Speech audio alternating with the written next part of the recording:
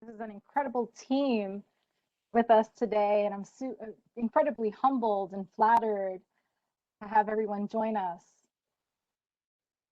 We'll give it a couple minutes. Folks are trickling in.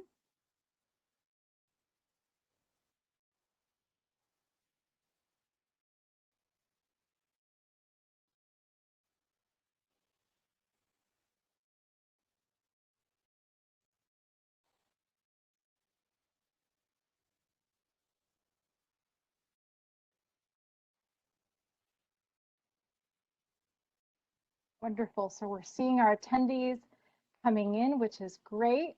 Hello, everyone, and welcome. My name is Karen Vargas, and I serve as Dean of Admissions at Wake Forest University. I use she, her, ya pronouns, and I'm humbled to serve as your moderator for today's session. Now, as you begin to settle in, let's take a moment to welcome my colleague, Assistant Dean of Admissions, Morgan Wehrkamp. Morgan is working behind the scenes as a student liaison and chat support person. She's a tremendous guru and has made all of this possible today. So a million thanks to her. If this is your first session or first time joining a virtual session with us, we do invite you to utilize the chat functionality throughout the entire session because we want to make sure that we get to as many student questions as possible. Now, we're thrilled to share more about the Wake Forest journey and how we're supporting our students through academic success and academic excellence. And our guest speaker today is Dr. Michele Gillespie.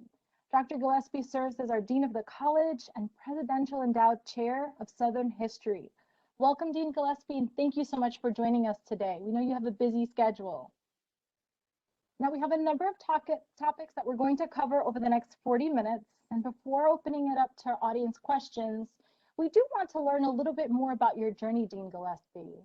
And so to get us started, would you be able to tell us a little bit about your journey at Wake Forest and what your role as Dean of the College truly entails? Thank you so much for inviting me to talk with the students in the audience today. And Morgan, thank you so much for your help in making this happen. And to all the students out there, I'm just excited to be able to talk with you about the wonderful academics we offer at Wake and to answer all your questions. Now, let me answer Dean Vargas's questions first here. I've been at Wake Forest for 22 years. I have been a history faculty member for most of that time. So I've taught all kinds of courses, introductory courses, first year seminars, up through 300 level courses and honor courses and independent studies.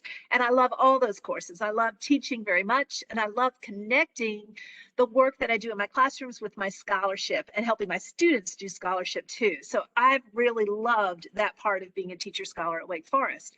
I've been dean for 6 years now. This is my 6th year as dean. And what it means to be dean, what it means to be the dean of the undergraduate college is it means basically I'm in charge of the education that our undergraduate students receive here. I'm in charge of making sure we have really good core courses, that we have really, really good good courses in our majors and our minors, that we have great interdisciplinary courses. And I do that by supporting our terrific faculty. We have really extraordinary faculty here. And really that's my job, to make sure our students get a great education and that our faculty are really well supported to be able to give those students a great education. And then there's another piece of it, and that is to support research and scholarship and creativity. Universities are places that educate our next generation, and they're places that create new knowledge that help us make better sense of the world and do better in the world. So that's my story, Karen. I appreciate that. And I'm also hearing from my colleagues that there's a little bit of a delay or some technical difficulties on my end. So I apologize. This is the world of technology these days. And so we'll troubleshoot and push through as we need to. So I appreciate your patience. You're wearing many hats, Dean Gillespie, and I've seen you across campus in so many different roles. And so I think for the most part, our students know and understand and are familiar with the liberal arts model education, right? And so what exactly does the engaged liberal arts mean to a place like Wake Forest? That's a wonderful question. Thank you for asking it. We love our reputation as an excellent liberal arts at college. It's really providing an extraordinary undergraduate liberal arts education. And at the same time, we're really, really proud of our majors and minors in all of their complexity and all of their diversity. We're proud of our students who are business majors. We're proud of our students who are engineering majors, who are classics majors, who are psychology majors. That marriage of a core liberal arts education where you take courses in areas that you might not be interested in, and those would be in arts, in literature, in social sciences, in the sciences, and then you take this broad base of courses, and then you marry them with a major, minor, major and minor that you're really have grown passionate about. That's really what I would call kind of the critical part of their education. And so what we believe makes our education different is by making our students take that liberal arts set of courses, even though they know they want to be a business major, they know they want to be a chemist, we better prepare them for the world they're going to live in for the rest of their lives. Because when you take those broad courses, and you put them together with your major, you ask new questions, you have a broader understanding of how the world works. So just think about your own experience in this COVID year, this COVID world, and how wild and crazy it's been. By having a liberal arts education married with a specific major, you really understand how the United States and different countries have grappled with COVID. You know how they've been dealing with COVID. You know how to understand viruses and how they spread from biology. You know how to analyze demographic information and statistics. You know how transportation systems work. You know how to understand the economics of a national shutdown and how that plays out in different regions and different communities and different demographics. You learn how to understand health policy and what it means to make policy. You learn ethics and why honoring diversity and human dignity in our COVID response is really, really important. So that's what our education delivers you. Our liberal arts education teaches you all those things, along with the critical thought and the ability to analyze and put things together in new ways to solve the solutions that we need in our world.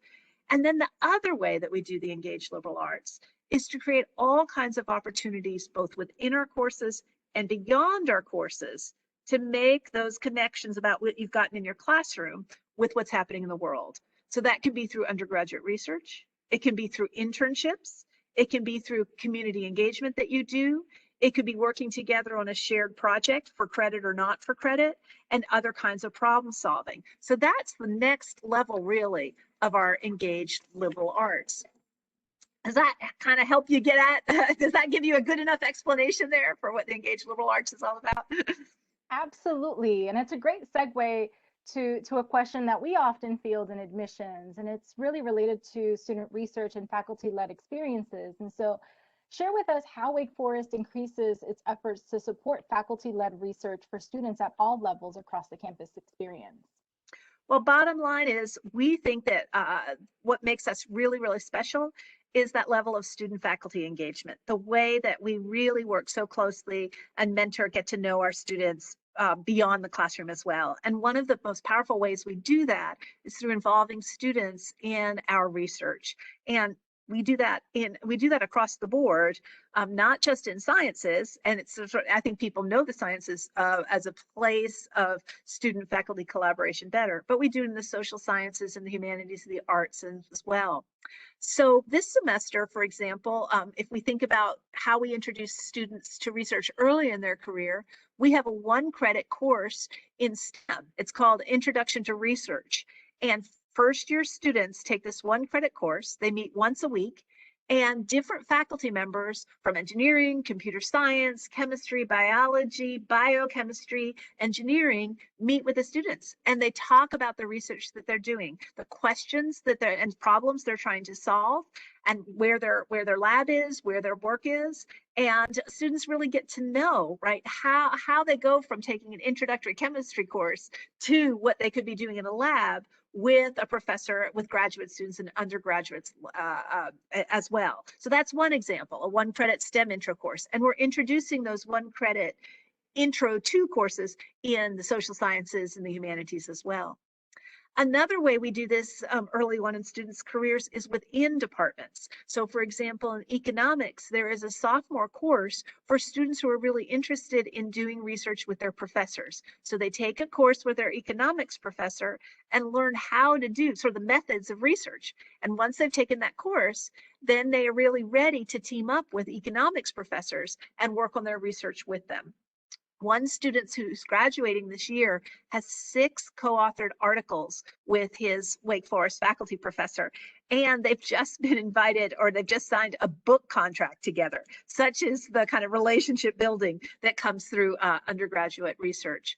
Another example is the psychology department. Students are research participants in their first year in psychology when they're taking psychology courses, and that helps prep them to be researchers, right? They see the side of it when they are being interviewed and they are the subjects, and then they switch it over to become the creators as they move on. Then there's other ways that we support research, and one of the best is through Eureka, which is our undergraduate research and creative activities center. That program offers an array of supports for students who want to do research. They help students find faculty to do research with during the school year. And then probably the epitome of the undergraduate research center work is for students to get matched with faculty members in the summertime and do research with faculty members in all disciplines across the summer. The undergraduate research center, and that's paid research, and paid, so the student gets $4,000 for the summer. And if the student wants to be on campus, which is ideal, also get summer housing as well. So the student can work with the faculty member in the lab or in the archive or in the community for anywhere from 6 to 12 weeks in the summertime. Another thing the Undergraduate Research Center supports is students presenting their work at conferences. So our students present their work at conferences all around the country. And then I think one of my favorite days is at Wake Forest, that's supported by the Undergraduate Research Center, is the annual Undergraduate Research Day, where we have 140 students typically have put up posters about the research they've done in the past year. And parents and faculty and staff and other students fill the library with where this happens and go and talk to each person doing research to find about their projects. And then the one other way, and I could talk a lot longer about other opportunities, but this will be the last one, I promise, is our Richter Fellowship. We have this opportunity for students to apply to do research internationally. And they apply for this project in the beginning of the spring semester, and then they do research, mentored research beyond the United States into all kinds of areas, all kinds of projects that they can do. So we have a lot of ways to encourage and support undergraduate research. You are sharing a wealth of knowledge, and I'm so appreciative of that.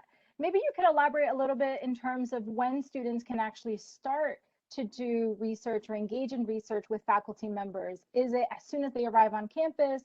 Do they have to wait until their senior year? That's a question that many students right now, as they're navigating this process, are asking themselves and faculty members and those of us in admissions. And so if you could share a little bit about that, that'd be wonderful for our audience.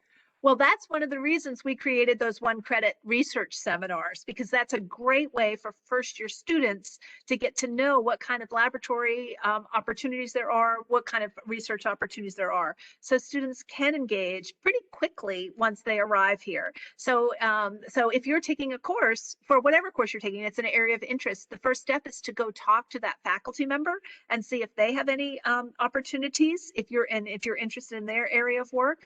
Another way is to talk to your student advisor or your faculty advisor, and your faculty advisor, and they will point you in the right direction as well. So you can start very early on in your career at Wake Forest, and we really encourage you to do that.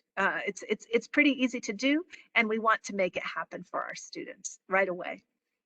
Thank you, Dean Gillespie. Again, a wealth of knowledge that is most helpful to our students as they're navigating the next few weeks and finalizing their decisions. Now, as a quick follow-up, you and I actually have worked with students who have progressed in their journey at Wake Forest, and you've served as a mentor to them. And so I'd love to hear a little bit more about your experience in terms of serving as a mentor, and maybe some of the research that students have been able to work on with you, and what you learned as a mentor in working with your students. Thank you. That's a wonderful question. I would say that getting the opportunity to work one-on-one with and mentor a student is the pinnacle of my experience as a teacher and a mentor. I love to have the opportunity to do that work. And I have had a number of students through for capstone courses, honors courses that I've had the privilege to work with, and they've done some wonderful, wonderful things. One of my students looked at the Mariel exiles out of Cuba in the early 1980s and looked at their sort of political and cultural representation, and just did a wonderful, wonderful project. She went on to get a Fulbright research scholarship in Spain, and then went to Yale on a scholarship for her law degree, and then went to Columbia for a special journalism and law year fellowship, and now she's clerking, and she's just done sort of amazingly well. And she's just been this wonderful, wonderful student who kind of began work with the passion that she had for this particular group of Cuban exiles. I have another former student who came to Wake Forest really, really interested in Eleanor Roosevelt. And I thought, oh, First Lady, oh, that's nice. First Lady, that's kind of interesting. But what she was a history major with a minor in linguistics. And what she was really interested in was what Eleanor Roosevelt was saying in her popular magazine articles, in her newspaper columns, and in her speeches. And so she looked very, very carefully, very closely at Eleanor Roosevelt's language and how it changed over the course of her career, and in the way she used that language to create new kinds of agency for women in the Depression and in World War II. And so we worked together on that project, both as a capstone. First, it started as a research paper in one class, and then we developed it for her honors thesis, and she ended up giving that paper at conferences. She was able to go to Washington, D.C. and work in the National Archives on the Roosevelt letters, and then she went to New York and went to FDR's home, FDR and Eleanor Roosevelt's home, and looked at papers there. So I think that student then, after she graduated, went on to graduate school, and she's completing a PhD in history, and she's writing about Black women's political activity, which we don't ever hear about, in early 20th century Washington, D.C. And if you'll just give me one more, I'll give you one more example, because I have a student right now who is in my first year seminar about early American history, and I'm also her academic advisor. And she and I just have this love of history together, and we've talked about it. And she was asking me about my research. She's a sophomore now. And I told her, I have this wild project that I'm working on right now. It's about a woman that none of you in the audience will have ever, if you figured out, I really like women and gender history.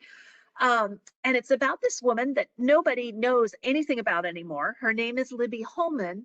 But between 1920 and 1970, she was pretty much a household name. And I also discovered she was a torch singer in this time period. And I also discovered she had a Wake Forest, Winston-Salem connection. In 1931, she married the youngest son of R.J. Reynolds. And the Reynolds family is all about tobacco and Winston-Salem. And a lot of our buildings on our campus have the Reynolds name. In fact, our library is named for this youngest son, Z. Smith Reynolds. So she married at 26, this 20-year-old tobacco heir. And within 7 months of their marriage, he died under mysterious circumstances. He may, in fact, have been murdered. And she was accused of murdering him. This very, very sort of sexy torch singer, Jewish woman from New York City. And she was had to go to an inquest, and she was being accused of murdering her husband. And she eventually was able to the Reynolds family decided not to do this trial after all.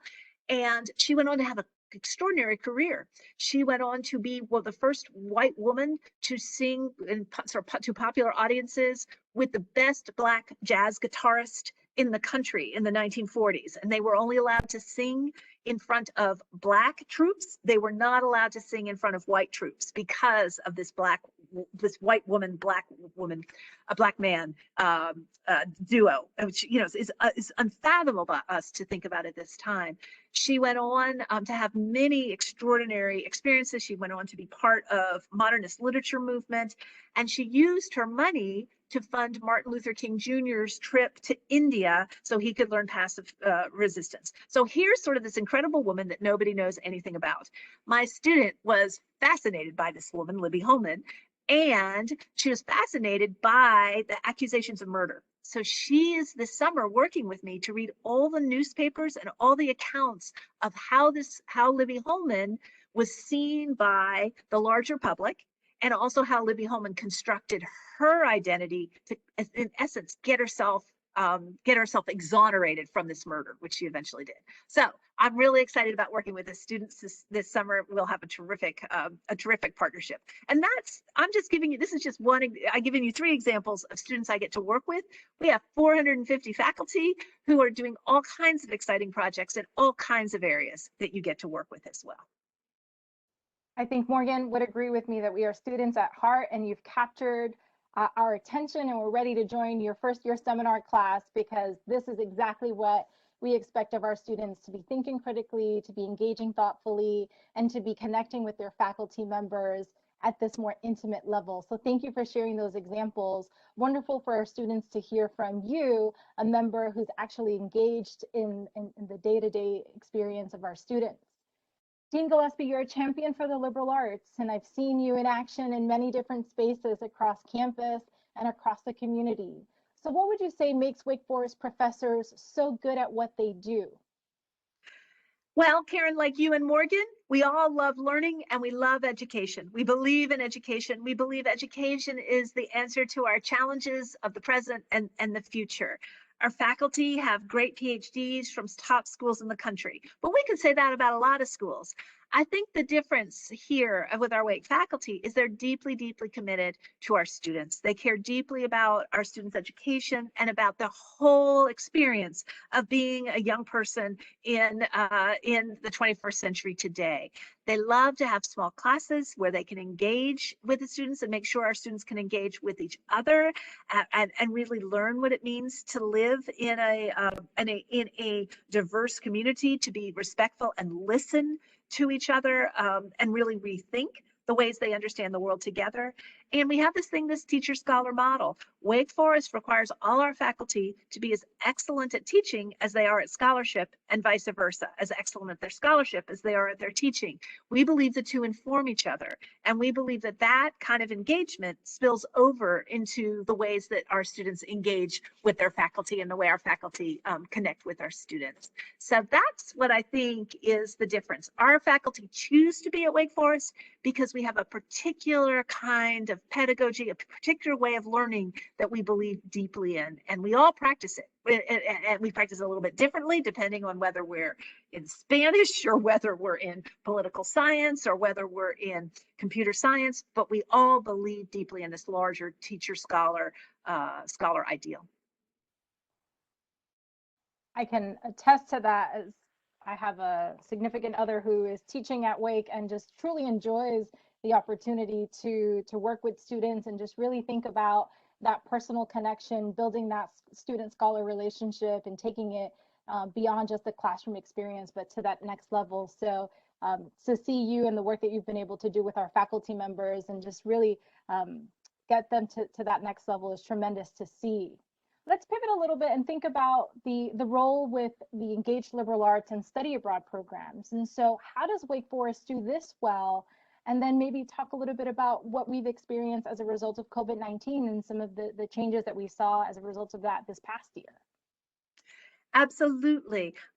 Study abroad is just another powerful way to connect the liberal arts to the rest of the world, right? So it really is part and parcel of the engaged liberal arts.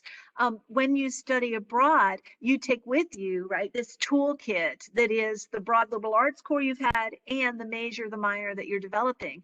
And so when you're in a new place in the world, you really have to bring to bear knowledge about, right, that particular place. What is the history of that place? What are the arts in that place? What does culture look like? What does it mean to use another language? What is the politics of the community that you're in? what are the economic underpinnings?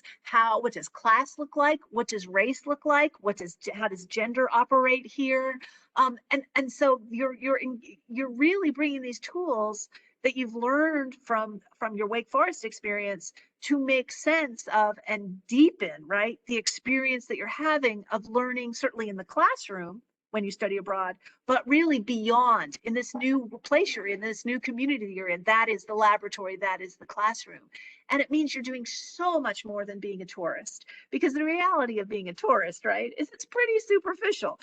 You get on the bus, you get a tour guide, you have your photos, but you go around. You get to kind of pick and choose what you do. When you live in the place, whether it's for 3 weeks, whether it's for the summer, whether it's for the semester, you really have the ways you understand the world challenged. You really have to remake them and rethink them if you really, really engage in the society that you're in. So what has that meant for us at Wake Forest? Well, the sad challenge is that COVID has meant that we haven't been able to do study abroad for the last year. But everything is looking very, very good as we all get our vaccines.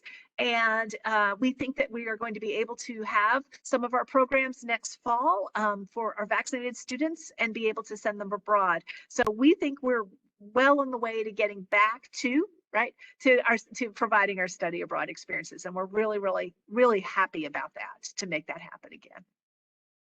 Now that is exciting news, Dean Gillespie. So thank you for sharing with us. I'll ask one more question and then I'll pass it over to my colleague Morgan, who I know is chomping at the bit with several of our audience questions.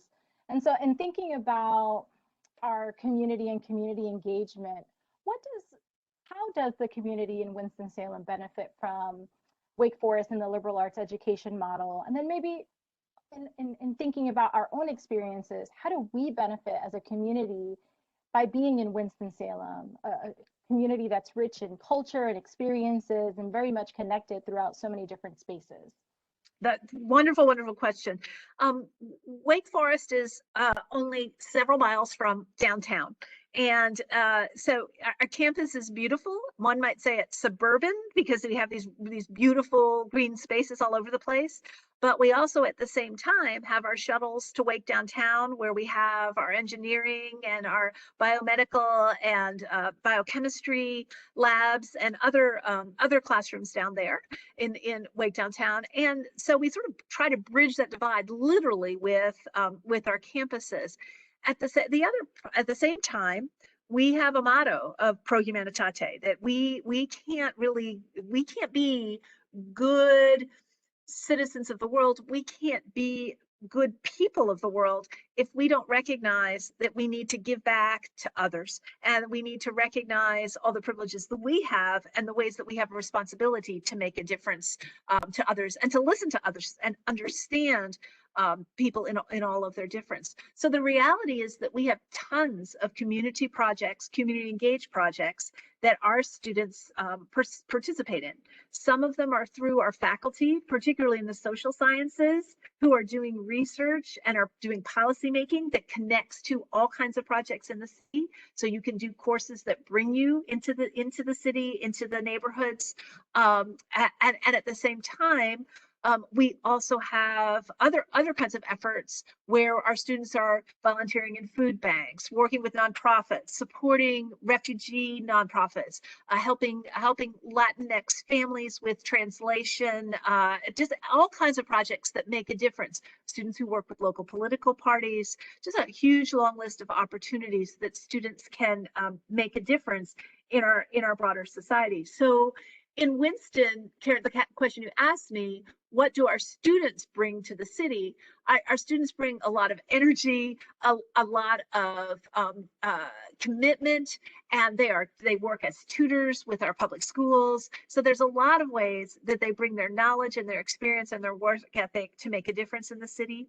At the same time, the realities of the complexities of our city, which is a small city. Our small city has all the same challenges that big cities have, right? There are divides of race, there are divides of class, there are divides of political polarization.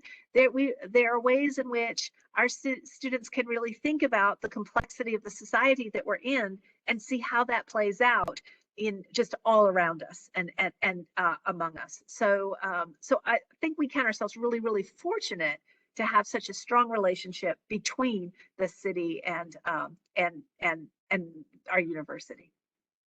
And it is a vibrant relationship and one that we'll continue to nurture throughout the years to come. I'm always impressed at our students as I'm walking through the downtown experience and I'm seeing them and I'm seeing their excitement and I'm seeing them engage in so many different ways as I volunteer in different spaces and run across the campus and run into students in the most uncommon places. And I just think, wow, this is wonderful that we're able to connect in this unique way.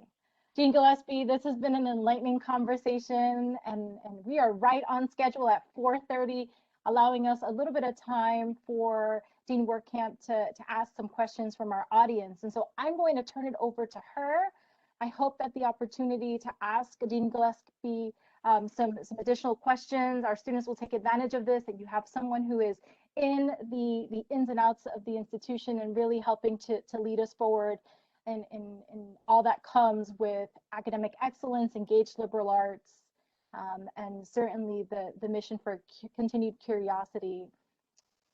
Morgan, are we ready to take some audience questions and send them over to Dean Gillespie? Yes, we are. And it's great because we have a really good amount of questions that are coming in that are very specific, some that are really broad. And so I'll be bouncing around a little bit. But before I jump into questions, you both exchanged a little Wake Forest lingo before. I heard the phrase FYS, and I think it's fair to talk to our admitted students who are here today. What is an FYS and what does that stand for at Wake? Karen, do you want to do that one or do you want me to do that? We can totally tag team this one. Go right ahead. Go right ahead. Absolutely. So our first year seminar is an experience that our incoming class members are invited to join a course, an area of interest, to one, propel their interest in a particular major or area of study, but it really comes in so many different forms and experiences. And so I know I've worked with, for example, Dr. French, who works with our first year students in the Magnolia Scholars Program and our first generation students. And so he is able to talk to them about what it's like to be a first generation student and that transition into the college experience and really helping to navigate the complexities behind the first year experience and the support systems and networks that a place like Wake Forest is able to offer. And so it's wonderful for students to have that smaller, close-knit group with about 15 students or so, and just really helping to build out from that. So they're building community within that small group, and they're able to really nurture the relationship with their faculty member and having someone who can help them understand those next complex pieces. I sat in not too long ago on a first year seminar experience that was related to history, and so wonderful that you mentioned Eleanor Roosevelt, because the topic for the day that I joined was about Eleanor Roosevelt and just really talking about how dynamic she was as a first lady and all the different components to her experience, and then really seeing students dive in and ask questions and probe and prod at one another and just really understanding and being critical and thoughtful with one another. And so I've seen it firsthand in the development and certainly in the execution, and our professors are not ones to lead a discussion and just take over, but really encourage our students to be in conversation, be in discourse with one another at the table with the first year seminar experience. Did I miss anything that? I thought that's great. Thank you. That was perfect. Awesome. Thank you so much for sharing a little bit more about that, Dean Vargas. Another question we have, so when you think about the FYS classes, these are very much kind of one of those great classes to get you adjusted to what it means to be a college student. And so, Dean Gillespie, when we think about that adjustment from high school to freshman student on campus, what are some of the resources you feel like you wish more students took advantage of? Thank you. Wonderful, wonderful question. So it always amazes me how many resources we have to help to support students to be successful. Now, what does successful mean? I mean, I think we all know that students want to be academically successful and get good grades, but we all, and that's super, but we also want students to feel really sort of comfortable in their own skins at Wake, and they want, and really comfortable with establishing new kinds of new friendships, and really kind of enjoying their whole experience. So on the academic side of the house, we have all kinds of centers to help students if they are challenged in any way, or they just need some support in terms of what they're thinking about in their courses. So we have a writing center, for example, and the writing center is for all students who may not like to write that much, but also students who really love to write but need one more outside eye, set of eyes on their paper. We have a biology center to help our students with their intro to biology class. If they're having some challenges, they can go to the biology center. We have a chemistry center. We have a math center. So we have all of these academic centers that are open right into the evening and the weekends to help our students make sure they can be successful at their assignments and their problem solving and understanding what they're doing. We have other ways of supporting students. We have a learning assistance center, which is terrific if there are any sort of learning assistance challenges. We have a wonderful academic advising center. So in addition to having a student advisor and a faculty member who is an academic advisor, you can go to the Academic Advising Center for specific questions about your course load, about any challenges you're having with your courses, about is it time to drop a course? Might you want to add a course? What does this look like? They're very helpful. We have a counseling center. So if you are having some challenges, kind of worrying, anxiety, or you can go to the counseling center and be supported there as well.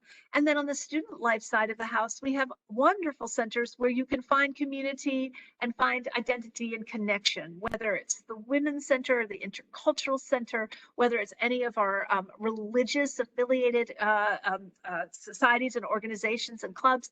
We have all kinds of ways, I think, for students to be successful, both academically and to my mind, being successful is feeling comfortable in your skin at Wake Forest and knowing where you can find the resources and the people to help you, whether it's in sort of academics or other issues. And they just abound, Morgan. They just, the ways that we support students abound. And in your question is really correct, because I don't think all students recognize when they first come to Wake the abundance of these resources and why it would be great to go check different ones out and see how they might help you, even early on in your first couple of weeks at Wake Forest.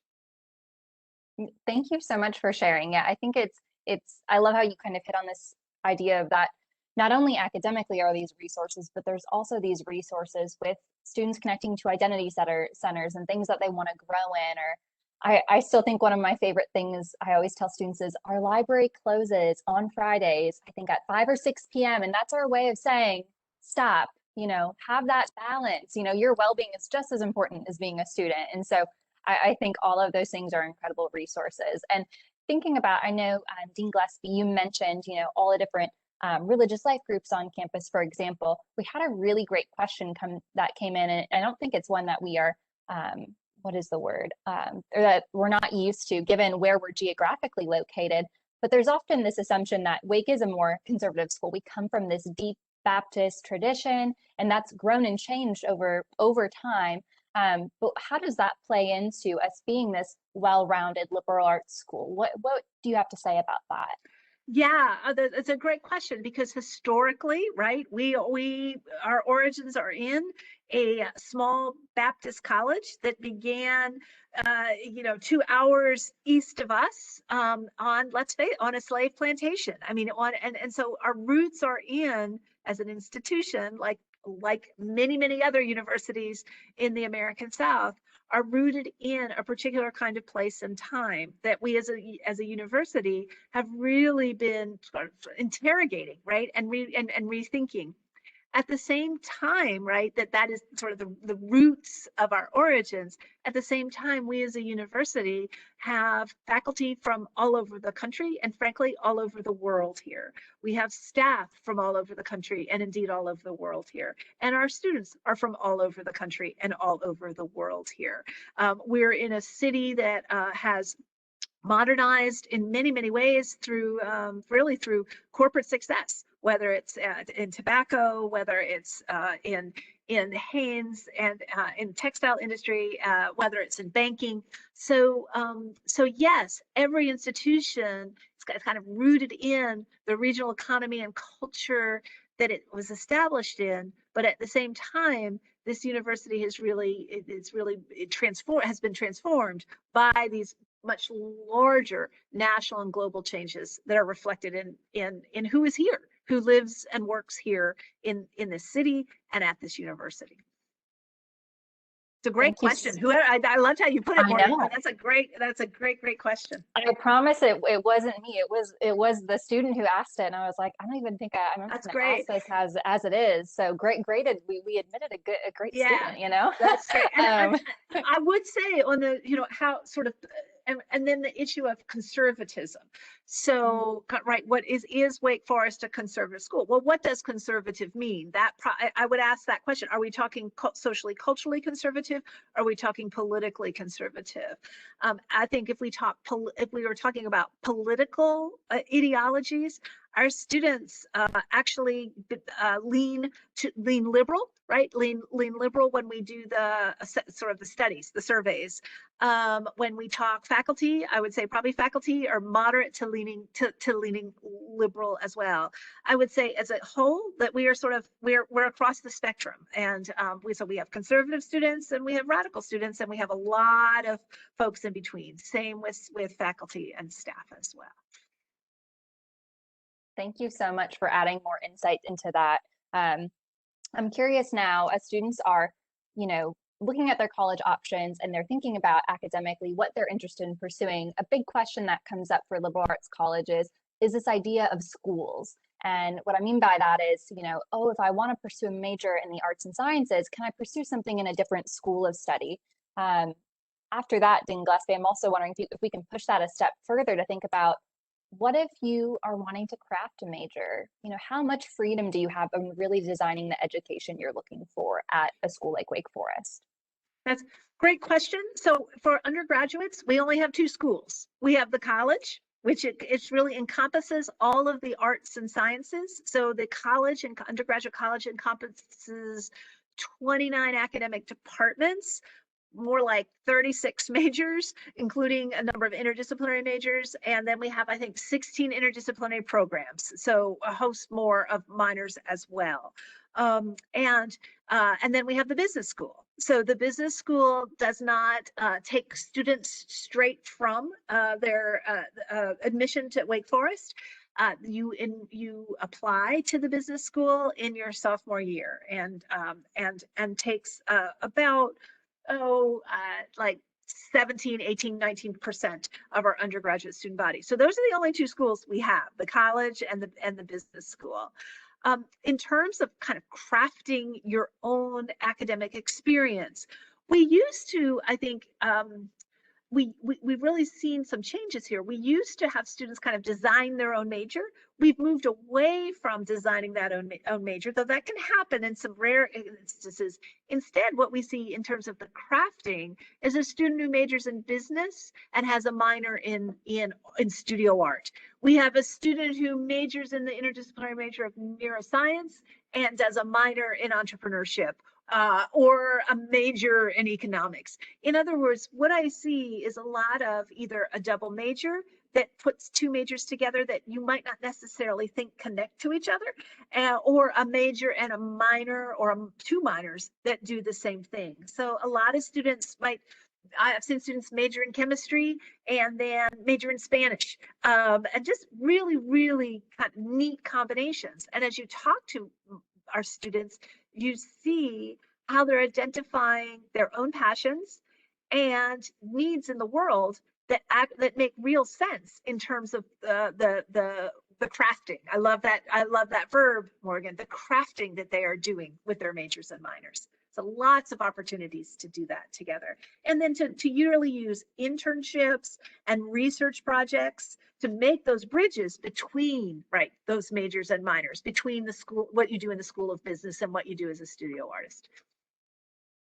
Yeah, I'm definitely biased to this as someone who graduated with a biology and religion degree. I'm kind of always like, oh, the kids who do the opposite things, always end up finding something really special there. And so I love the more kids I see who are doing that. And I feel like that is a majority of our students on campus. So Absolutely, yes. absolutely. You Oh, started a trend, Morgan. Yeah. oh, I'll take all the credit. No. uh, Another question that has come in is, we've talked about, and Dean Gillespie, you've talked about your relationship with students and mentoring through research opportunities. But outside of the classroom, outside of research opportunities, what are the other ways that students are connecting with faculty? How does that happen? Does it happen organically, just through office hours? I'm sure you have a lot of experience that you can give on this. Well, there's all kinds of ways. So there's sort of many spokes, right, into this wheel that is the faculty student relationship. One way that we do this is through faculty fellows. So, excuse me. So our first years are all in a set of residence halls that are on the south side of campus. And each of those first year residences has a team of faculty members they're called faculty fellows, and they have programming for their students, for their first year students. So they might have a watch night about they may go watch an away basketball game or football game on the big screen TV in the lounge together and have popcorn, and the faculty fellow brings her dog, for example. They might have a cookout where everybody participates in. They might go take a hike together for students who want to do this at Pilot Mountain. They might go, something I do, I'll take them to Renolda House, to the Museum of American Art, and take them over there, or go do a run through the gardens over there. So the faculty fellows is or go do a volunteer activity together with Campus Kitchen or Campus Garden.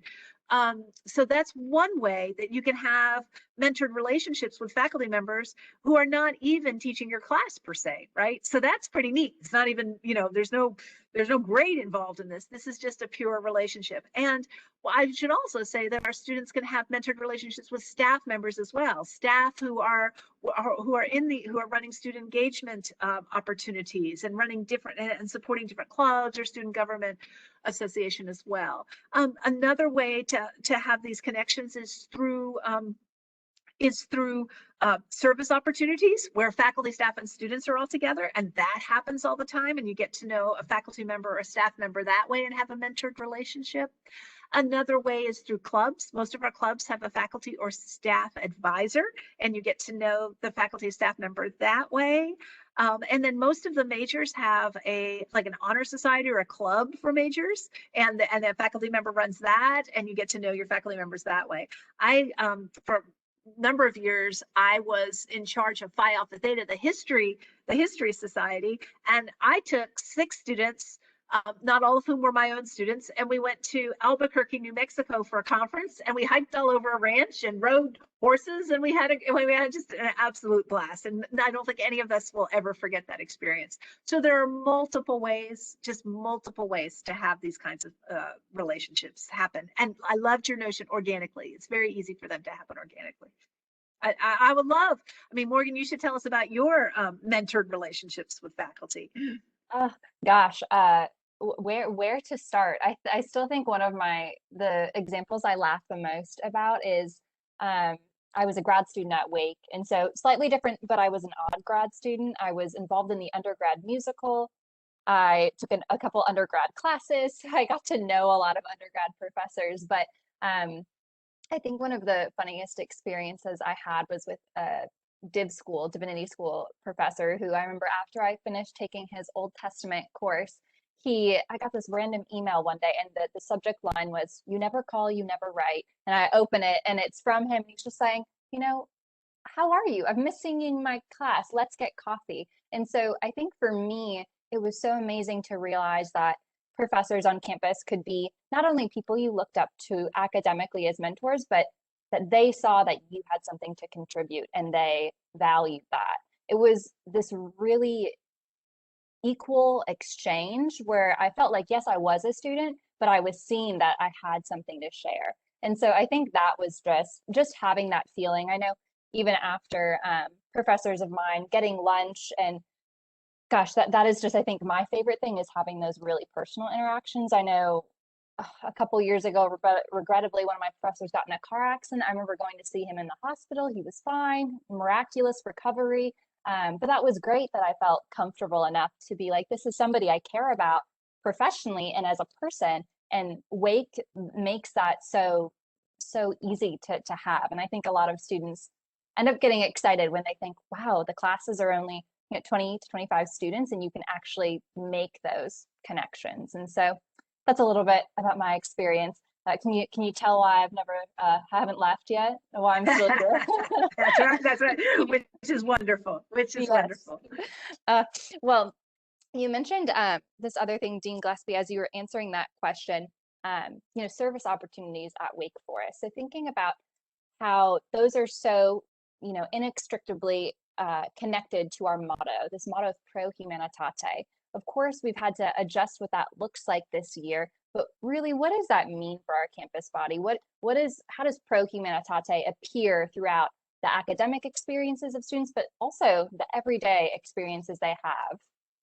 Well, it's a wonderful question, but I think that it means that we are so intentional as a community that we want our students to figure out how to lead lives of meaning and purpose.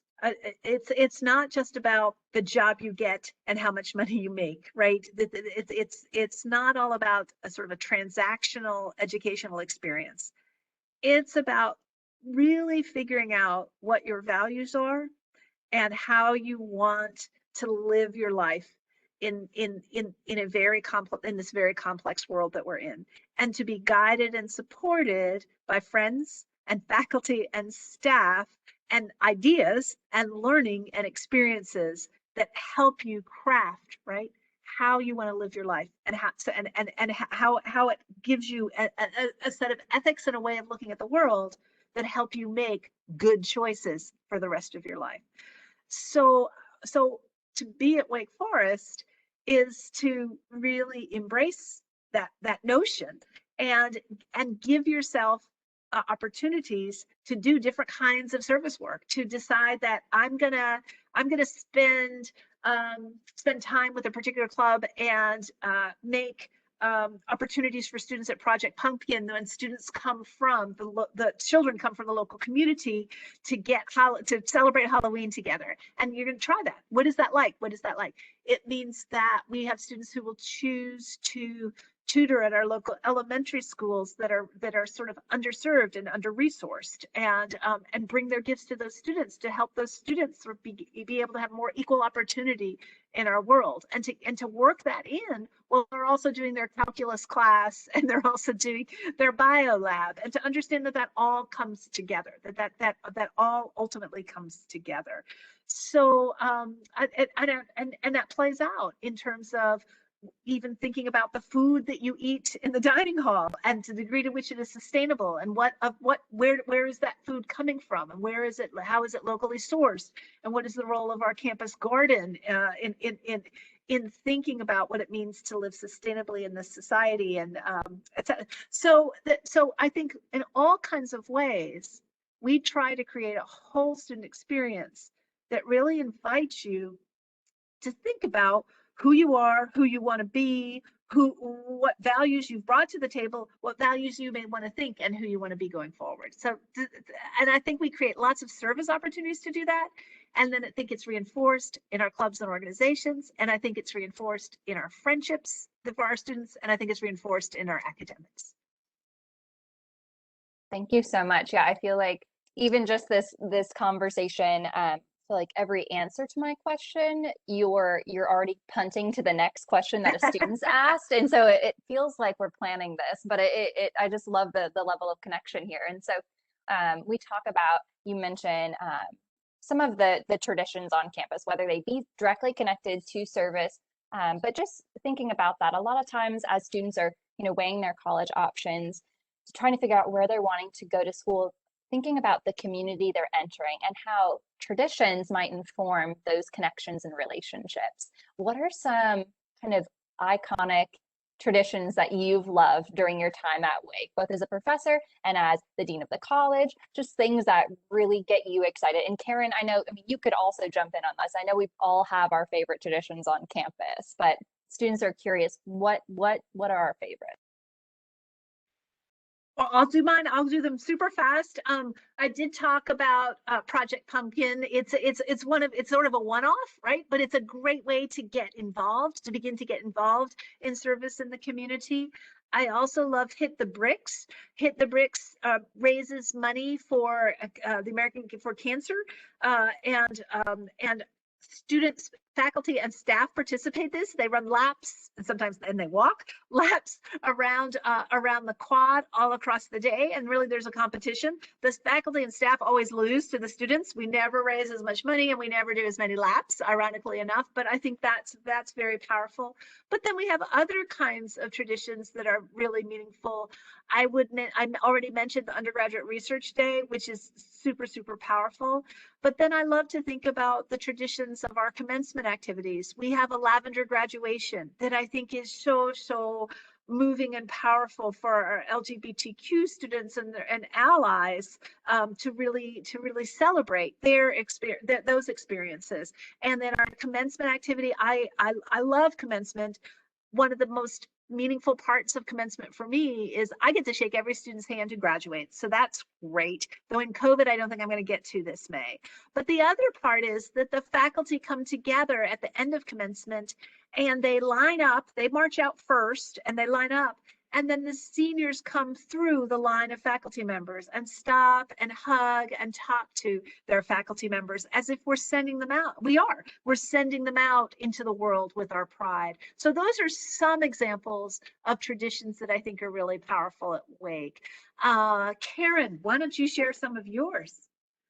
Absolutely. What a great question. And so for me, Project Pumpkin is that special moment and that memory because it actually happened on the first day that I started my journey at Wake Forest. And so it has a very special place in my heart.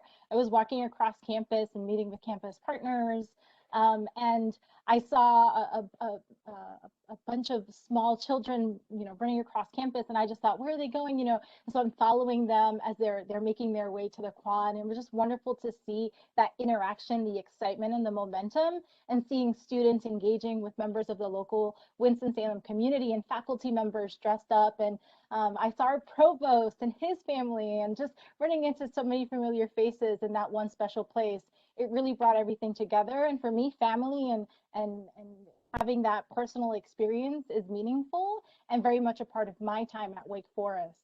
I really enjoyed partnering with the Intercultural Center in recent years and some of the work that they've been doing both on campus and in the Winston-Salem community, and just thinking about the MLK Day of Celebration and that partnership with Winston-Salem State University, a local HBCU, and thinking about our experience this year being virtual and still maintaining that presence and that momentum and that excitement, so that students were able to find an outlet, a day of service, a day of memory, a day of celebration, and coming together with members from so many different communities. And they did a read-in this year, which was exciting, and it just, again, a wonderful opportunity to connect. I also get to work with our Latinx student organization, and I've been able to champion them day in and day out, and some of the wonderful things they've been able to do. And in previous years, I've been able to join them for a Zumba class, and that was a lot of fun. And just thinking about some of the work that they've been doing, and to promote Latinx culture and experiences, and Latinx Heritage Month. And so just some really wonderful opportunities that I personally have been gratified with, and then being able to contribute to the campus community. Anything that we left out, Morgan, that we should highlight?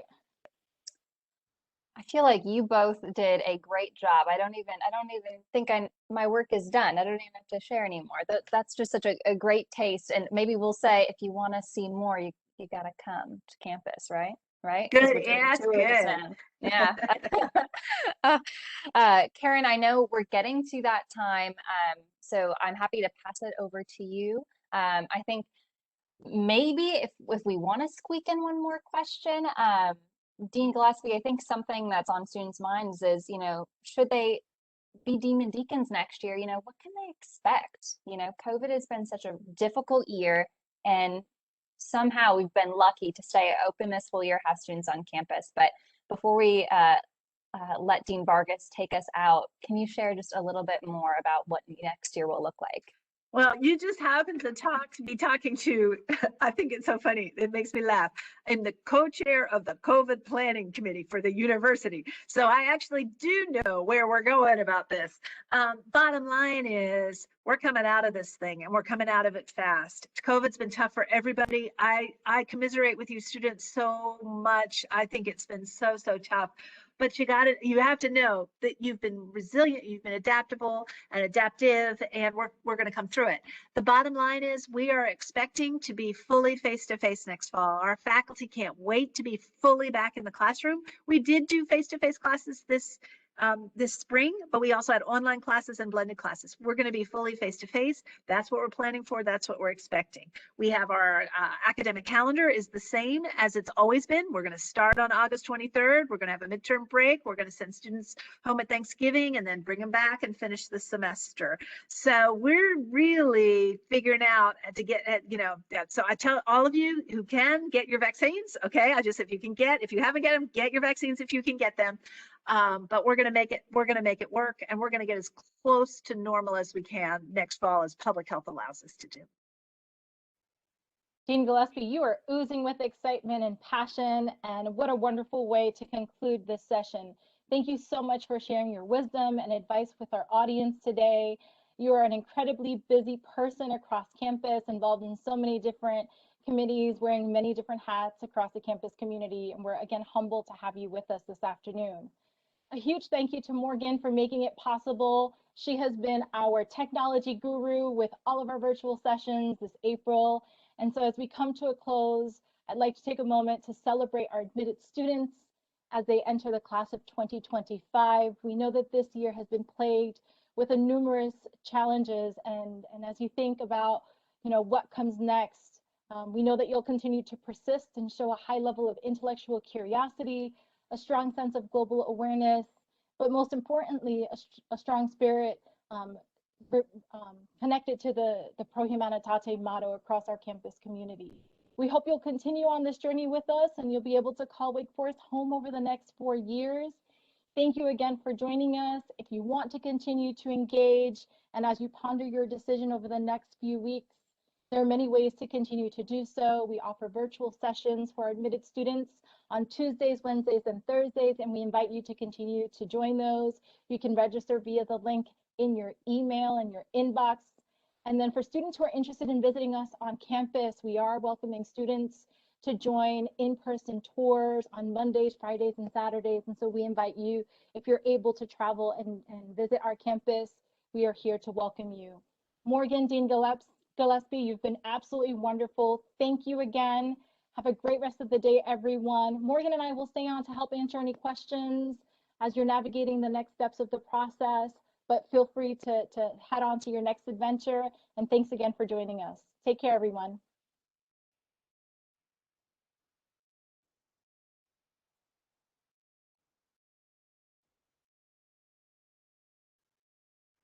All right, Morgan, are there any questions or any audience members still out there lingering, wanting to know a little bit more about next steps or the process or anything that we missed that's still relevant and that they're looking to have answered before they depart this afternoon? Well, I mean, I think we did a really great job answering questions. And so I see our participant numbers are going down. So people are leaving. And so far, no other questions are coming in. And so, like you said, maybe we'll wait another couple more minutes to see if there's any questions that come in. But otherwise, we will take that as everybody's been satiated with any questions or curiosities at this point. Wonderful, Morgan. You made this look super easy. Thank you.